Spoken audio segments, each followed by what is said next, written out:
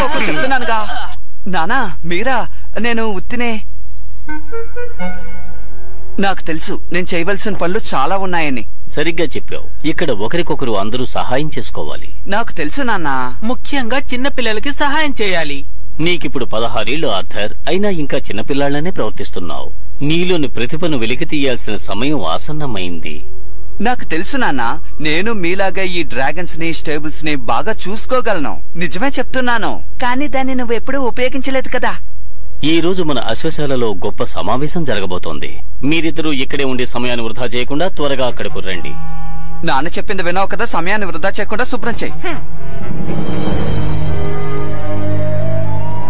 మీ అందరికీ సుస్వాగతం.